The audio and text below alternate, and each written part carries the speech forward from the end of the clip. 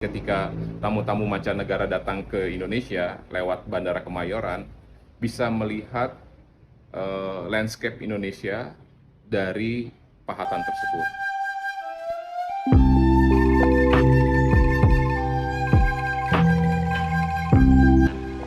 Mede dankzij de energieke arbeid van de technische dienst op Kemayoran werd het mogelijk steeds meer lijnen te openen.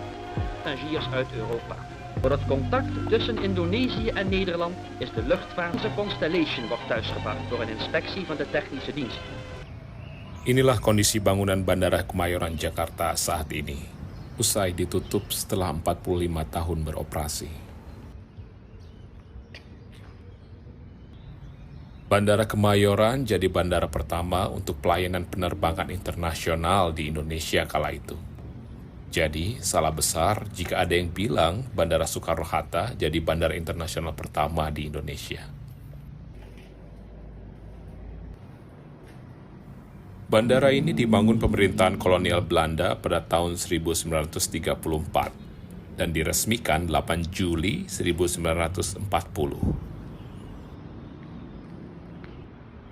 Pengelolanya ketika itu Koninklijke Nederlands-Indische Luchtvaartmaatschappij. Setelah Indonesia merdeka, praktis bandara ini jadi pintu masuk tamu-tamu mancanegara yang datang ke Indonesia.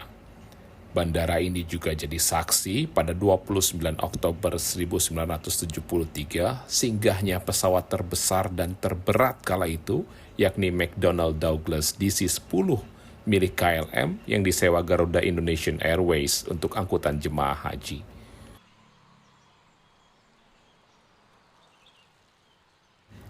Bandara Kemayoran mencapai puncaknya pada tahun 80-an. Tercatat ada 100.000 penerbangan per tahun dengan jumlah penumpang capai 4 juta orang. Sebagai bandara internasional, Kemayoran jadi tempat penyambutan tamu-tamu negara. Salah satu peristiwa bersejarah yakni ketika Presiden Soeharto sambut Ratu Juliana di Bandara Kemayoran saat berkunjung ke Indonesia tahun 1971. Sedert de Indonesische president en zijn echtgenote in Nederland waren, waar zij persoonlijke vrienden werden van koningin en prins. Hetgeen zich in de grote hartelijkheid van de begroeting op Indonesische bodem duidelijk manifesteert.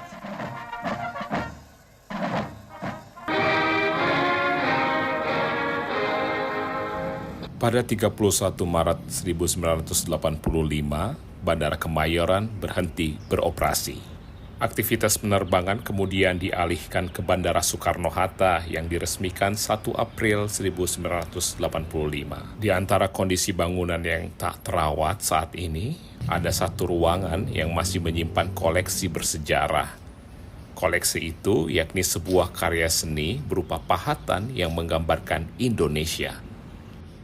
Nah, di ruangan ini terdapat salah satu pahatan dari perupa Indonesia yang ketika itu diminta oleh Bung Karno untuk membuatnya replika Indonesia. Jadi ketika tamu-tamu mancanegara datang ke Indonesia lewat Bandara Kemayoran, bisa melihat landscape Indonesia dari pahatan tersebut. Part selanjutnya, gua bakal ajak kalian melihat lebih dekat menara paling ikonik di eks Bandara Kemayoran yang masuk dalam cerita petualangan Tintin.